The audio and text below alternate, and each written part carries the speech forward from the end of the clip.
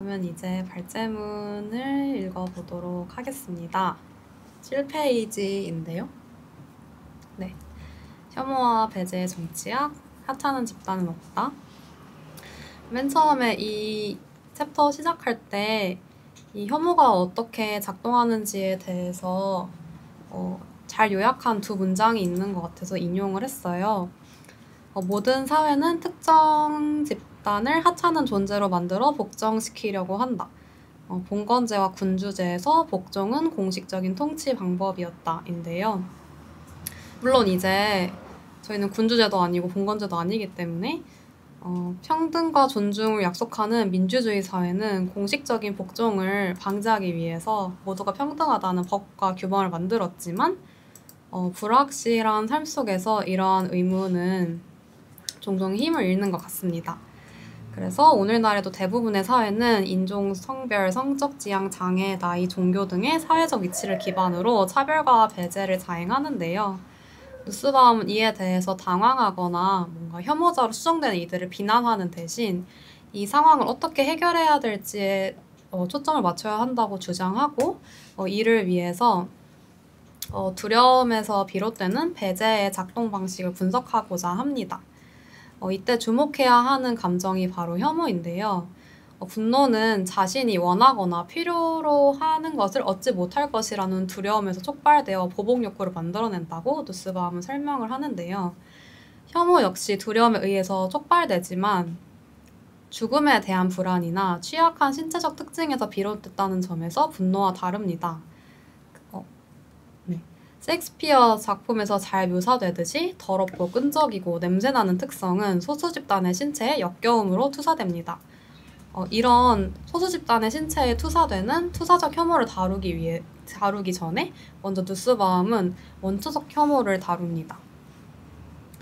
혐오는 두려움과 마찬가지로 생존을 위한 진화의 유산입니다. 하지만 원하는 것을 얻지 못할 것이라는 인상에서 비롯되는 두려움과 달리 혐오는 학습의 산물입니다. 어린아이의 경우 양육자가 안 보이거나 배가 고플 땐 울지만 이것은 두려움이죠. 뭔가 대변은 가지고 놀 정도로 별다로 거부 반응을 보이지 않는다는 점에서 이를 알 수 있습니다. 실제로 혐오는 유년기 배변 훈련 과정에서 처음 등장한다고 합니다. 다시 말해서 개인이 처한 사회문화적 환경이 혐오의 형성 과정에 영향을 끼칩니다. 누스바움은 신체의 배설물, 체액들, 불결함, 끈적함, 악취 같은 것에 대한 구토 반응에 원초적 혐오라는 용어를 사용합니다. 부패를 상상하게 하는 시체는 원초적 혐오의 모든 대상들을 연상시킨다는 점에서 가장 중요한 혐오 대상일 수도 있습니다. 누스바움은 무엇이 혐오를 만들어내는지에 대해서 폴 로진을 비롯한 학자들의 논의를 찬찬히 검토하는데요. 먼저 혐오는 단순한 감각적 반응이 아니고 인지 능력의 결과입니다. 똑같은 냄새를 맡아도 이걸 치즈라고 인식한 사람이랑 대변이라고 인지한 사람의 반응이 다르다는 걸 예시로 들 수 있습니다. 또 혐오와 위험 사이에 어느 정도 상관관계가 있는 것은 맞지만 그렇다고 혐오가 위험에 대한 두려운 반응이라고 보기는 어렵습니다. 독버섯처럼 위험해도 혐오스럽지 않은 것이 있는가 하면은 소변은 마셔도 위험하지 않지만 혐오스럽기 때문입니다. 한편 혐오가 형태와 접촉이라는 상징을 사용한다는 것도 중요합니다. 사람들은 대변 모양 케이크를 꺼려하고 쥐가 갉아먹은 접시는 깨끗이 씻어도 다시 사용하지 않습니다. 결론적으로 학자들은 혐오가 오염으로 이어질지도 모르는 접촉에 대한 극도의 증오라고 결론 내렸습니다. 신체의 오염이 죽음을 암시한다는 점을 얘기하는 건데요. 로진은 혐오에는 불안이 내재돼 있으며 우리는 우리의 동물성, 다시 말해 우리가 언젠가 죽는다는 것을 상기시키는 대상을 혐오한다고 주장을 했습니다. 근데 여기에 대해서 누스바움은 우리가 강하거나 빠르다는 동물성은 동경한다는 것을 근거로 로진의 주장이 성급하다고 평가를 합니다. 우리는 동물성이 아니라 죽음과 부패하게 될 형상을 두려워한다는 것입니다. 이런 두려움에는 단순한 감각기관의 반응이 아니라 죽음에 대한 일련의 상징이 작용합니다. 다른 동물들과 달리 인간은 자신을 혐오하지 않기 위해서 죽음이라는 운명이 남기는 흔적들, 체액, 각질, 대소변 같은 것들을 제거하고자 하는 욕망에 휩싸이고 이를 반복적으로 실천합니다. 저 매일 씻고 손톱 발톱 깎고 이러죠. 말할 것도 없이 이러한 규제는 여성들에게 특별히 더 엄격하게 적용됩니다. 이처럼 혐오의 대상이 체액 등 냄새나고 끈적한 어떤 것으로 제한될 때 원초적 혐오는 죽음의 공포를 가린다는 점에서 유용해집니다. 누스바움에 따르면 원초적 혐오는 문화적 차이에 비교적 큰 영향을 받진 않지만 다양한 문화와 결합하여 뒤에서 다뤄볼 투사적 혐오로 다변화됩니다. 네, 그래서 투사적 혐오로 넘어가 볼 텐데요. 원초적 혐오는 죽음으로부터의 도피를 위해 문화적 역량 아래에서 발전하면서 끝내 투사적 혐오에 이릅니다. 결론부터 말하자면 인간은 죽음이라는 자신의 운명 아니면 동물성을 잊기 위한 전략으로 타인을 자신보다 더 죽음에 가까운 존재로 규정합니다. 이것이 바로 투사적 혐오인데요. 아무리 죽음을 떠올리고 싶지 않아도 인간은 매 순간 자신의 분비물, 대소변, 성적 암시를 동반하는 체액 등을 통해서 죽음의 이미지를 마주합니다. 이때 자신보다 더 동물적이고 더럽고 성적인 어떤 집단을 규정하고 이들을 지배하고자 하면은 인간은 죽음의 이미지를 통제한다는 안전함을 느낄 수 있을지도 모릅니다. 그들이 더러운 만큼 우리는 깨끗하다는 거죠. 이러한 환상은 죽음의 공포를 효과적으로 가리기 위해서 많은 인간사에서 발명되었고 마녀, 짐승, 도깨비 등을 통제하는 전래동화를 통해 효과적으로 전승됩니다. 전래동화의 현실의 차이가 있다면 현실에서 혐오가 투사되는 대상은 집단이라는 것입니다. 투사적 혐오의 대상이 되는 집단은 외적인 차이, 즉 육체성이 부각됩니다.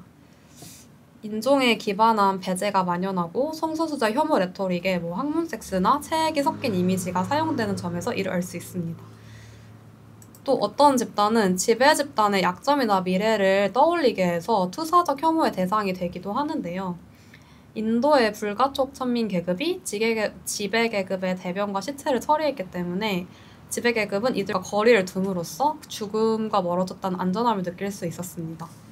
장애가 있는 몸, 노화한 몸 역시 이들을 피하면 장애와 노화를 멀리할 수 있을 것이라는 착각으로 인해 혐오의 대상이 됩니다.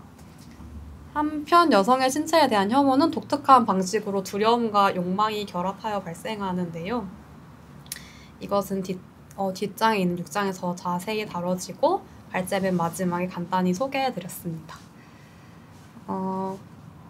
간단히 말씀을 드리자면은 누스바움이 주장하기로는 이 책의 6장에서는 여성들이 자신에게 주어진 성역할을 다 하지 않고 뭔가 사회적으로 성공하면서 남성들이 자신의 자리를 빼앗길 것이라는 어떤 두려움이 여성의 신체에 대한 혐오와 맞물려서 독특한 혐오를 만들어내고 있다라고 진단하는 것 같았습니다.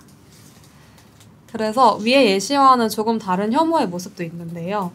혐오의 대상이 사회적으로 유용하다고 판단해서 교류를 통제함으로써 제한된 자리를 내주긴 하지만 오염을 방지하는 경우도 있습니다.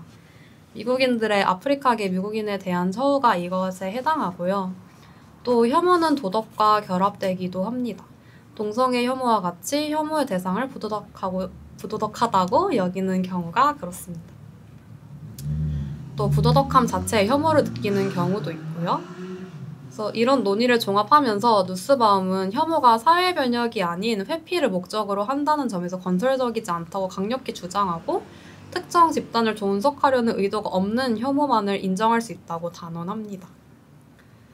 그러면서 이제 특별히 다른 곳에서 집중하여 논의하지 않았던 아프리카계 미국인의 신체, 무슬림, 게이, 레즈비언, 트랜스젠더의 신체에 대한 혐오를 분석을 하는데요. 이들의 신체는 성적으로 문란하고 통제될 수 없다고 여겨지며 이들과의 접촉이 오염 가능성을 발생한다는 사회적 인식이 있습니다. 혐오자들은 아프리카계 미국인 남성의 신체를 통해서 그들이 백인 여성을 강간하고 살해할 것이라는 부정적 믿음을 떠올립니다. 무슬림의 신체는 성욕과 임신 가능성이 넘친다고 여겨지고 게이, 레즈비언의 섹슈얼리티 실천은 그것이 재생산과 무관하기 때문에 더 성적으로 여겨집니다. 또 트랜스젠더의 화장실 출입을 반대하는 운동은 전통적인 경계, 젠더 경계를 지키고자 하는 욕구에서 기인합니다. 누스바움에 따르면 이런 혐오가 원초적이고 단순한 혐오가 아니면서 예를 들어 바퀴벌레에 대한 혐오가 아니고 신체의 동물성 변화에 대한 근본적인 두려움으로 인해 평등한 시민권을 방해하고 편견으로 인한 범죄를 유발한다고 합니다.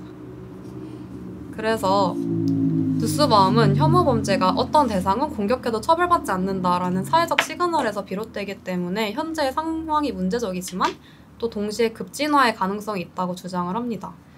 우리는 편견을 물리치기 위한 노력, 특히 정책 수립을 위한 노력을 통해 이런 상황을 변화시킬 수 있습니다. 이에 누스바움은 자신의 신체를 긍정하는 것이 가정, 학교, 아이의 양육 전반에서 필요함을 강조하고 소수자들이 더 많은 자기 표현을 할 수 있도록, 예를 들어 커밍아웃을 할 수 있도록 주거와 학교의 통합이 선행되어야 한다고 주장합니다. 또 그런 노력이 수없이 있어 왔고 또 어느 정도의 효과를 했다고 언급을 하면서 4장을 마치고 있습니다. 그래서 4장에 대해서 다뤄봤는데 또 나눠보고 싶은 질문을 2가지 가져왔어요. 첫 번째는 누스바움이 혐오의 정치가 두려움에서 비롯된다고 하는데 한국 사회에서 나타나는 혐오의 정치가 뭐가 있을지, 그리고 그렇게 혐오의 대상이 되는 집단의 신체는 우리에게 어떤 사회적 감정을 불러일으킬지 이 자리에서 한번 다 같이 생각해보면 좋겠다고 생각했습니다. 그리고 또 마사 누스바움의 입장에서 남성 혐오라는 것이 성립할 수 있을지, 물론 이 질문을 보시고 다 같은 남성이 아니고 여러 조건에 있는 남성들을 떠올리실 수 있을 것 같아요. 그런 질문들까지 포함해서 같이 이야기 나눠보면 좋을 것 같습니다. 일단은 발제는 여기서 마치도록 하겠습니다.